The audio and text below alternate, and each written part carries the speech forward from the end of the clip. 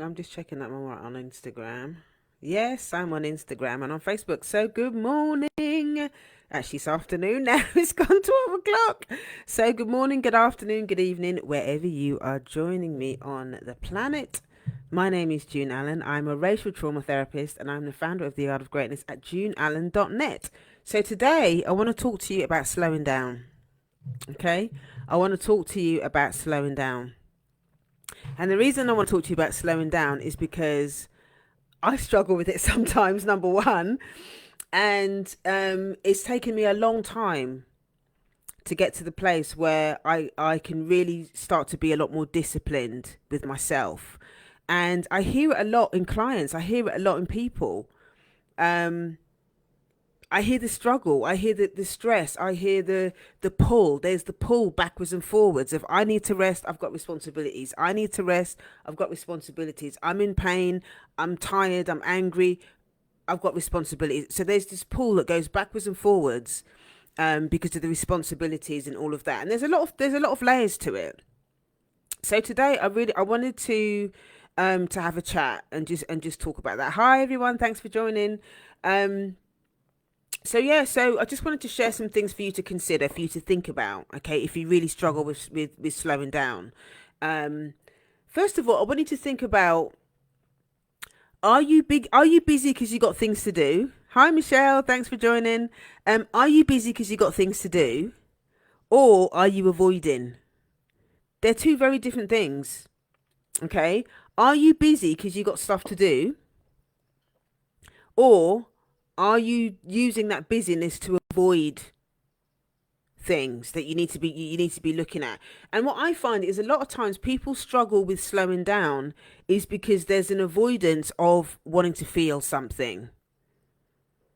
There's an avoidance of wanting to feel something. So it's kind of like, well, if I stay busy, if I've always got stuff to do, if I'm always running up and down, even though you're tired, if I keep running up and down, then I don't have to feel that thing that I'm avoiding.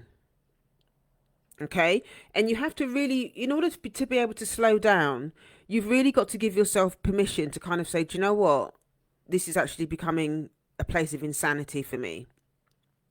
And a huge clue around that is actually anger. If you're always busy and you're not getting enough rest and you're always running up and down and you've got loads of responsibilities, and it might be that it's your identity that's become part of your identity. For me as a therapist, I'm always having to check that, because I love what I do so much. I can get into that place of doing too much, and sometimes I have to sit down and have a word with myself and say, "Gee, you need to take that cape off. You need to take that cape off and stop helping other people, and you need to think about the impact that it's having on you."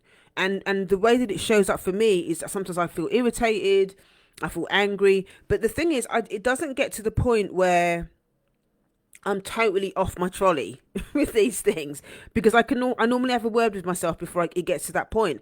But I work with a lot of clients that end up feeling a lot of rage and anger and upset because they don't know how to get off the hamster wheel, but they desperately want to.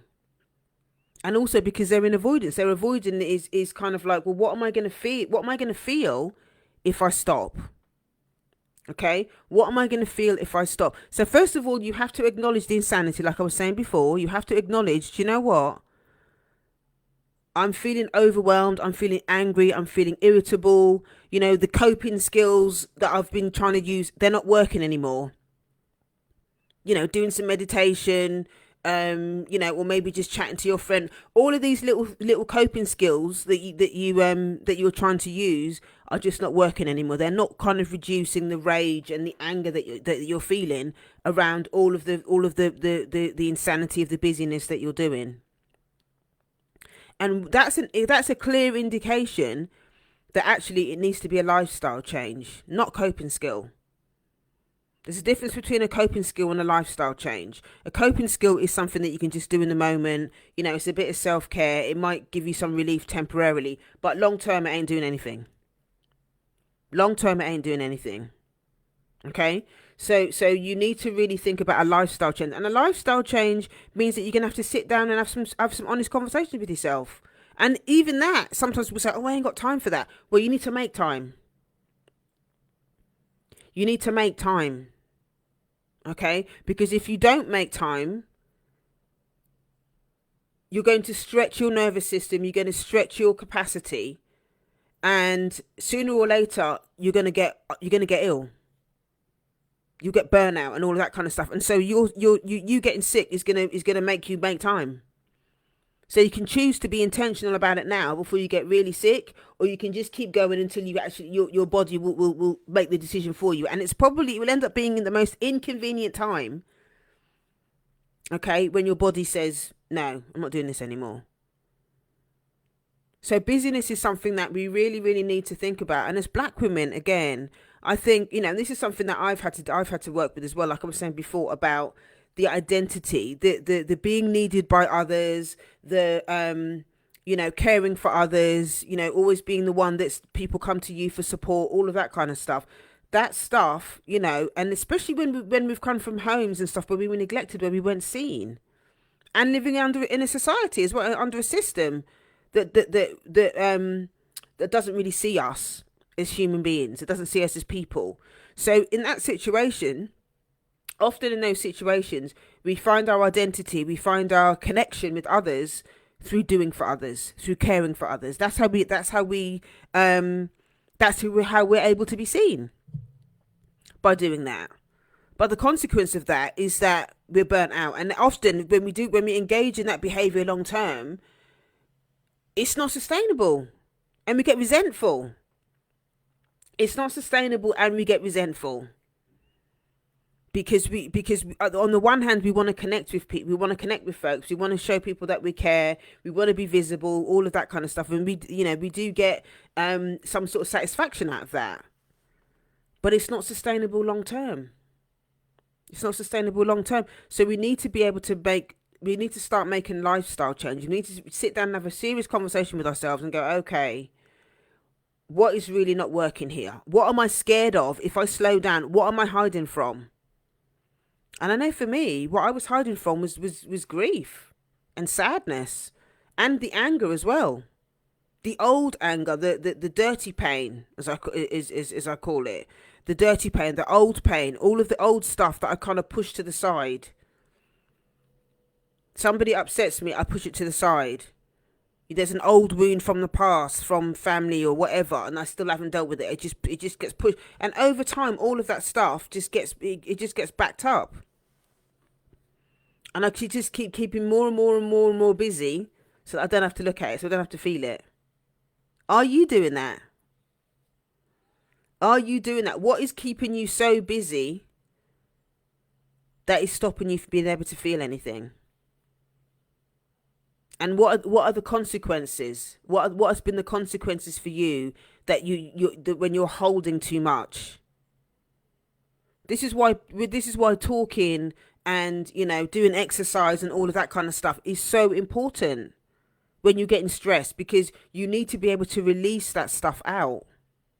You need to be able to release that stuff out, whether it's verbally or physically, because a lot of us hold a lot of stuff, and again, that's the way that we avoid all of that stuff through being busy. We avoid all that stuff through being busy, and it's not sustainable. It's not sustainable. You get used to the busyness, and we just think, oh, that's how. But if we really want to have a different type of life, if we want to experience our life in a different type of way, then we have to be willing to start having these difficult conversations around the busyness and around the avoidance. Yeah, we have to start having these difficult conversations around the busyness and avoidance, and also thinking about what you've internalized from hustle culture. Living under a system of capitalism, is your value is linked to your productivity. Team no sleep, keep pushing, keep doing this, keep doing that, keep going. And it's about, there's a difference between understanding what your limits are, yeah, and pushing through, than constantly overriding your body. There's two different things. If you know what your limit is, then it's okay to kind of, you can slowly widen your window of tolerance, yeah, through just pushing yourself to the edge a little bit and going a little bit further every day, because that's going to help you grow when you look at it from that perspective. But there's a lot of us that know that we need to rest, that know that we need to go and lie down, that know that we need to maybe keep our mouths quiet for a little while, know that we should not be in certain spaces that are driving us to do all these things. We're so used to just overriding the body, overriding how we feel, overriding the stress in our need to sleep, overriding our need to keep quiet, overriding our need to just be human. We're driving ourselves like machines, because that's how the system wants us to behave. That's how the system of capitalism wants us to behave. That's how the system of racism wants us to behave. We're only valuable under the system of racism or capitalism if we are doing. If we're being, we're called lazy. If we're resting, we're called lazy. If we slow down, we're called lazy. And there's this constant pressure for us to keep doing. And it's making a lot of us sick. It's making a lot of us really sick. Because we don't know how to say no. We don't know how to... We're so disconnected from our bodies that overriding how our bodies feel and how we think has become the norm. We're so disconnected from our bodies that we don't know when to stop. And because we live in a culture that kind of glorifies hustle culture, that glorifies, don't go to sleep and all the rest of it. I saw this video the other day with I think it was Steve Harvey. And he was talking about how successful people don't sleep.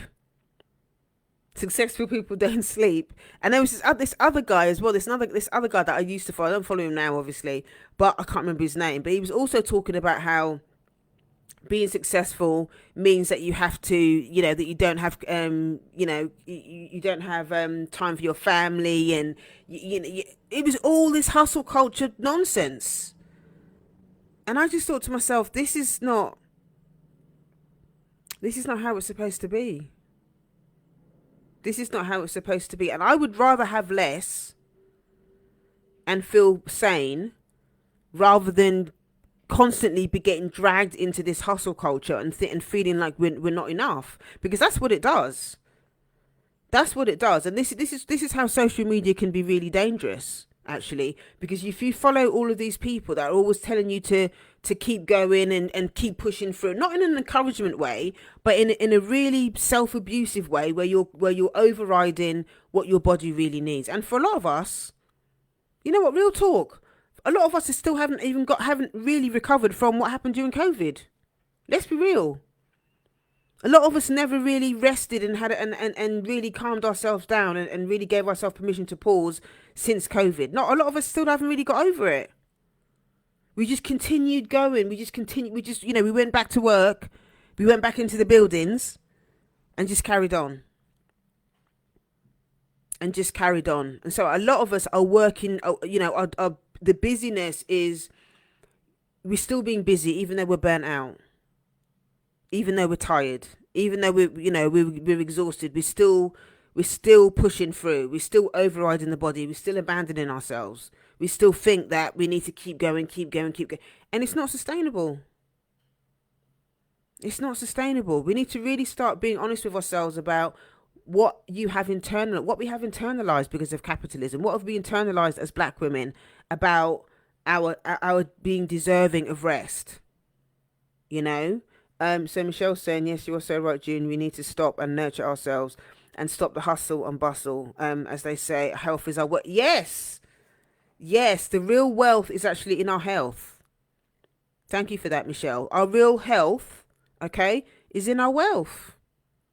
Sorry, the wealth is in our health. I've got it the other way around, but you know what I mean. The real wealth that we can really have is in our health. Because what's the point in living a life where we're constantly exhausted, we're constantly battered, we're constantly running up and down after people? And this is another reason why we're so angry. This is another reason why we're so angry, because a lot of us want to stop, but we don't know how to. A lot of us want to stop, but we don't know how to. And I would challenge you to say as well, what would your body, if your body could talk, Okay, and I'm not talking, obviously your mouth is part of your body, but I'm just saying, if the rest of your body could talk, what would it actually say? If your body could talk, if you think about, just tap into your body for a moment. Just pause for a moment. A lot of you find it difficult to pause. Just pause with me for a moment. And just go inside yourself, go within, and get present to whatever's happening in your body, what's happening in your arms, what's happening in your joints, what's happening in your jaw. You know, a lot of us hold anxiety in our jaw, we hold anxiety in our shoulders. What's your heart saying? Is it beating really fast? Are you anxious because you've got loads to do? Give yourself permission to pause and check in with your body. Check in with yourself. Check in with your thinking. Is your thinking, oh my gosh, I need to do this, I need to do that, I've got this and that and the other too. How can you begin to take some stuff off your calendar so that you can really be present? So you can stop multitasking, okay? And really give yourself permission to start enjoying what you're doing. You can't enjoy what you're doing if you're constantly overriding and overstimulating yourself. It's hard to enjoy it. It's hard to enjoy life when you're constantly doing all of that all the time. And that's not what we're here for. That's not what we're here for. We have to really start being really mindful of where we're treating ourselves like mules. The system wants us to behave like mules, but have we internalized that, and are we treating ourselves like mules?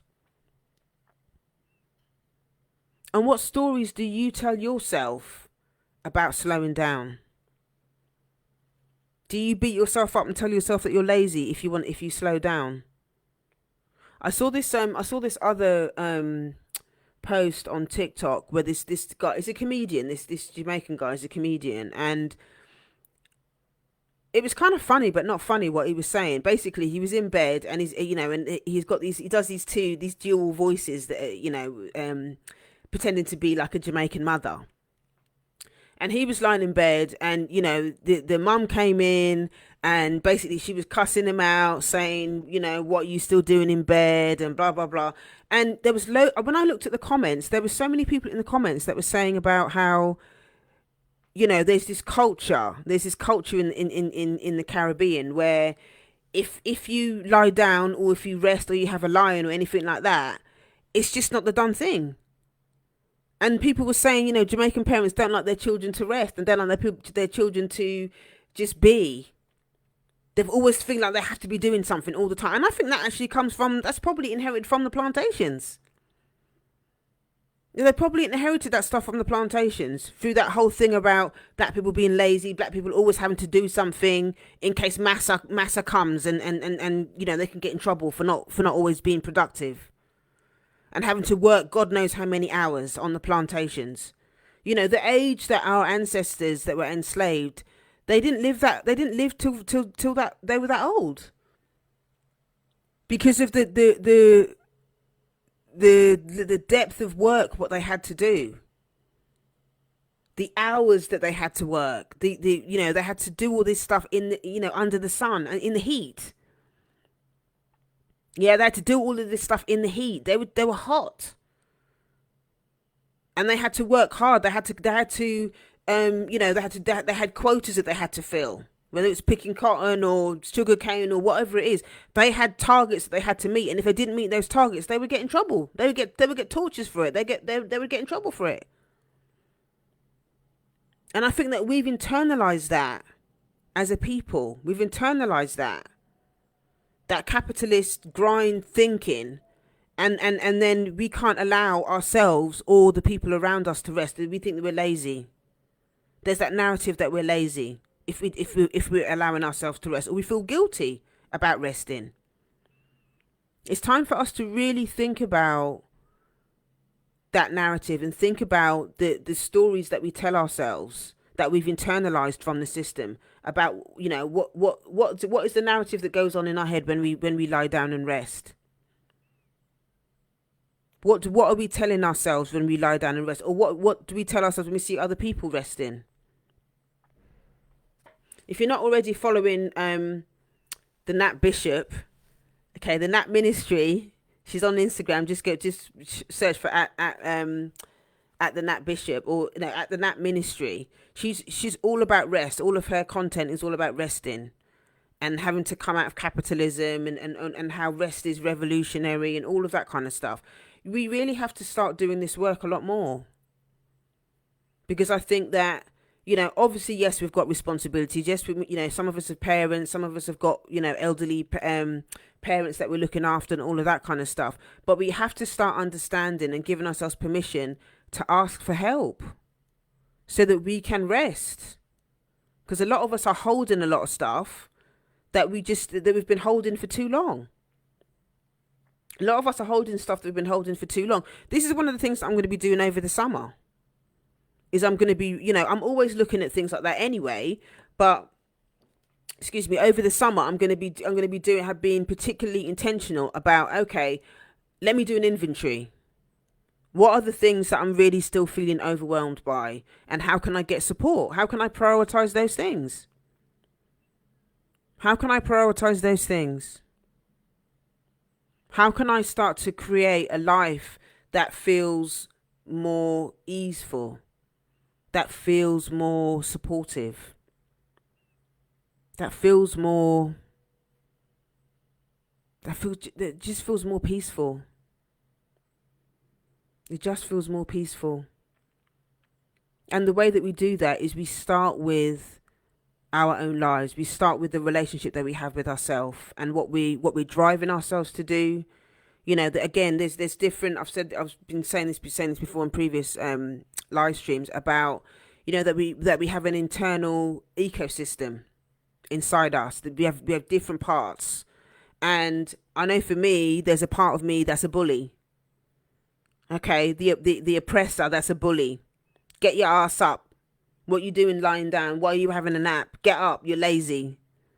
That part of, I know that part of me is an internal oppressor that is trying to get me to behave a certain way. And also that's internalized. I know it's internalized capitalism as well, which actually is an oppressor. It's linked to the same thing.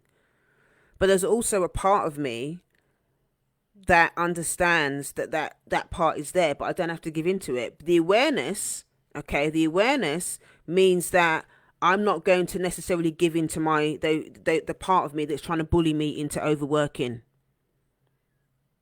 The part of me that is now in more of a predominant place, that's driving the bus, is the part of me that knows that I need to be balanced. When I'm serving my community and doing all that kind of stuff, yes, I show up. But there also needs to be limits around that. The mature part of me, the sacred part of me, is you need to have limits around that. Because when I give, I give. But that also means that when I'm doing that, I also have to look at how I'm going to replenish myself. What am I doing after the live stream? What do I do after I've been teaching? What do I do after I've been doing a masterclass? This afternoon I'm doing a class with a corporate company, and it's going to take a lot out of me. It's going to take a lot out of me. So, I made the decision to do my live stream today. I do my live stream this morning, and then I'll have a break, and then I will do the class this afternoon, and then once that's done, I will do something nourishing this after I've done that class, because then I'm teaching the financial therapy class this evening. But in between that time, I'll make sure that I eat. I might do some meditation. I might burn some sage. I might burn some incense. And also during all of that time as well, I will be checking in with my body. I really check in with my body. So Michelle's saying, I find grounding really helps me to slow down. How do you ground yourself, Michelle? What do you do? What tools do you use to ground yourself? There's so many different ways to do it. That, for me, I ground myself. Sometimes, like I said, sometimes I might burn some incense. That might help. Or sometimes I'll go outside. Or another one is I can just do a shake, do like a shaking meditation. So I might just shake my hands, shake my arms, shake my legs, all that kind of stuff, because it shifts. It kind of, it gets rid of the energy, any anxious energy that I might be having, that I might be feeling. It just helps to ground that. Making sure that I really, you know, that I'm really mindful about what I eat as well.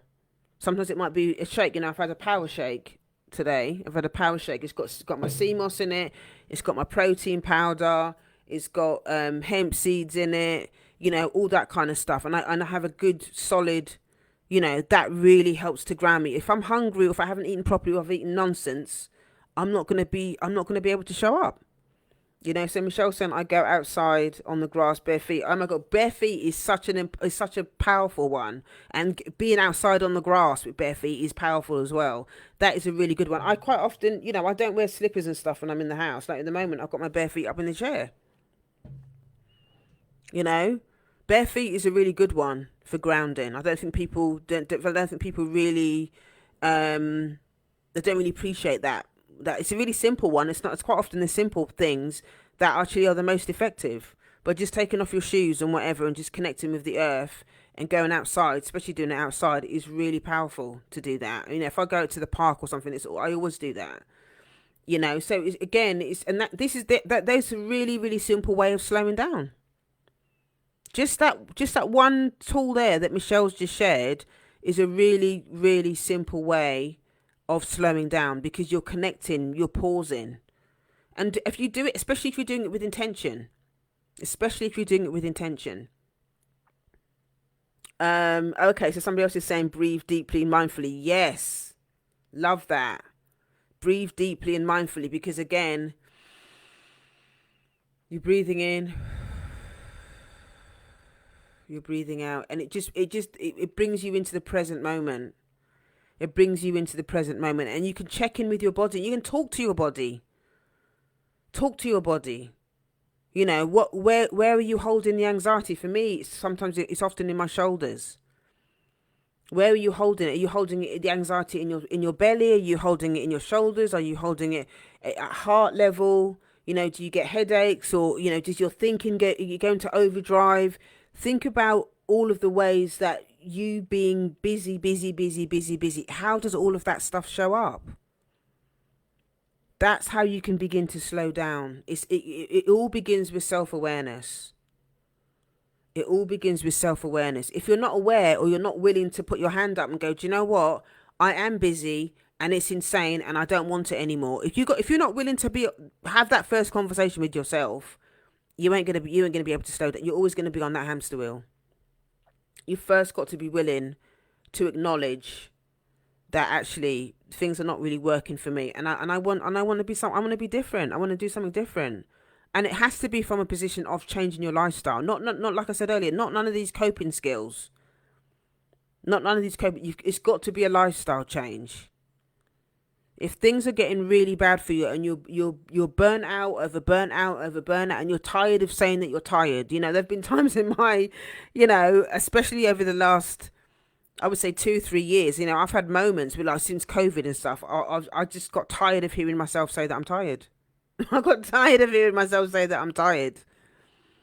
That's when you know that it needs to be a lifestyle change and not a coping skills thing. If you're always talking about being tired and always talking about being busy, there needs to be some major changes that need to happen. And you've got to start asking for help. And we're not always good at asking for help. But you've got to be willing to let people in. You've got to be willing to let people in. One of the things that that came up as well in the workshop that I did on Saturday was how the workshop I did on Saturday was called The Art of Receiving. So it was all about how we receive, what blocks are receiving. And one of the things that came up was this whole idea of how we actually deprive ourselves. We internalize the sense of unworthiness, and then we deprive ourselves because we don't know any different. So someone's saying awareness of energies in the body is highly exactly. You've got to be, but in order to do that, again, you've got to give yourself permission to create a space to actually do that work, to be able to, I call it sacred sister time. You got to have your sacred sister time, whether it's, half an hour in the morning or whatever when you do your and all it is having that date with yourself every day to just tap in with yourself and go, actually, what's happening in my body right now? How am I feeling right now? How am I feeling about today? Am I feeling avoidant?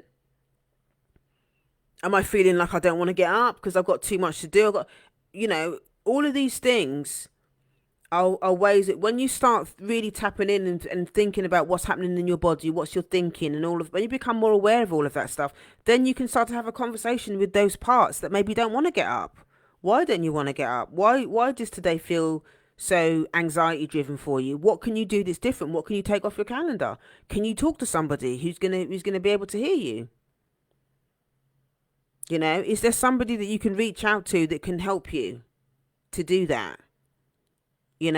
So these are all things that are really, really important part of slowing down. So I'm just going to finish on this. Actually, there's a couple of things that I want to just share. If any of you have been thinking about, you wanting to work with me about different things, there's a couple of things I'm going to be doing. So as a result of the 30-day live streams that I did, I've just finished them recently. I'm going to be doing setting up the Yard of Greatness Business School. Okay, so if you're a student therapist, if you're a wellness provider, service provider, whatever, and you really you're thinking about going into private practice, or maybe you already work for an agency or something like that, and you want to increase your own self-awareness, because obviously if you're a service provider, you can only take your clients as far as the work that you've done. And self-care and all of that is really, really important, especially as a business owner. So if you click the link in my bio, you can register your interest in setting up the business school. I'm planning on doing it sort of after the summer. I'm going to probably have a break over the summer so I can spend some time with my daughter and practice what I preach, basically. But when I come back in September, I'm probably gonna, maybe not September, maybe sort of October time or so. I haven't defined the dates yet, but it will be later on in the year that I'm gonna do the business school. So if you haven't signed up already and registered your interest, you can do that. If you want to do more of an overall kind of like self-love practice, and all of that, I'm thinking about also starting a container in January for people that really want to start doing this work, because sometimes people don't really know where to start, or maybe you've already started the work and you need to dive back into it, or maybe you just need some structure and accountability around how you care for yourself, how and talking about some of those difficult topics that sorry, I just saw my daughter in the background. You're on camera, Zoe. Hello. Okay, so I'm going to wrap up because obviously she's just got home from school. School's just finished. But so if you're interested in working with me with those things, click the link in my bio. Go to heal.juneallen.net. That's heal.juneallen.net. That's heal.juneallen.net. Okay. Other than that, you can email me info@guideofgreatness.com, or you send me a direct message if you're interested. Join the mailing list, and I'll be sending this stuff out there. So I hope you found this today's session was useful. It's a bit kind of impromptu. I've just been thinking about it, so I just thought I'd jump on and talk about it. So yeah, if you're struggling to slow down, or somebody that struggles to slow down, that is busy, and finding it hard, then share this live stream with them. Thank you so much for joining, and I will see you next time. All right, take care, everyone. Bye.